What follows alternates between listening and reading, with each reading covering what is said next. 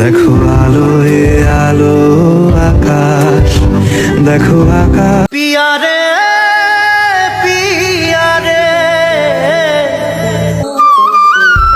মনে হয় ঘর ছেড়ে চলে এসে এত দূরে। বিচ্ছেদের 6 বছর পরে এক হয়েছিলেন রাহুল প্রিয়াঙ্কা। শুধুমাত্র ছেলের কথা চিন্তা করে একসাথে থাকা শুরু করেছিলেন নতুন করে, কিন্তু নিয়তির কি পরিহাস, নিয়তি তাদেরকে আবার আলাদা করে দিল। অল্প বয়সে বিধবা হয়ে গেলেন প্রিয়াঙ্কা।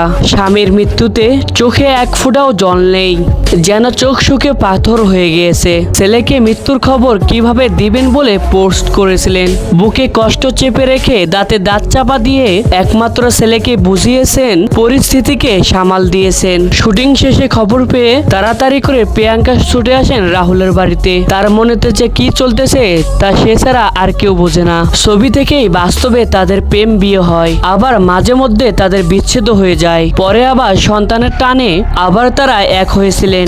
সব মিলিয়ে সিনেমার মতোই বৈচিত্র্যময় ছিল চিরদিনই তুমি যে আমার। রাহুল ও প্রিয়াঙ্কা সরকারের জীবন। অভিনেতার মৃত্যুতে আবার আলোচনায় আসলেন এই জুটি। রাহুল ও প্রিয়াঙ্কা দুজনের প্রথম সিনেমা ছিল চিরদিনই তুমি যে আমার। 2008 সালে মুক্তি পায় ছবিটি তুমুলভাবে ব্যবসা করে। পাগল প্রেমিক কৃষ্ণ চরিত্রে রাহুল যেন সবটা ঢেলে দিয়েছিলেন। পর্দায় কৃষ্ণ পল্লবীর প্রেম দেখে কলকাতার দর্শক তাদেরকে চিনতে শুরু করে এবং সেই সময় রাহুল ও প্রিয়াঙ্কা দুইজনের বিবাহ বান্ধনে আবদ্ধ হন। তাদের ভালোবাসার ফসল হিসেবে সংসারে আলো করে আসে পুত্র সন্তান সহ। তবুও সহজ হয়নি তাদের সংসার জীবন। তাদের মধ্যে তৃতীয় ব্যক্তির আগমন ঘটে। সেসব নিয়ে মুখে কুলেপিঠে রাখলেও চলার পর ঠিক বেঁকে যায়। 2017 সাল থেকেই আলাদা বাস শুরু করেন তারা। তবে দুজনকেই এক অদৃশ্য চুম্বকে ধরে রেখেছিল তাদের ছেলে সহজ। সন্তানের সহজ শৈশবের কথা ভেবে 2023 সালের মাঝামাঝিতে তারা আবার পুনরায় একখানে হয়। তবে রাহুল বলেছিলেন যে মামলাটা চলছিল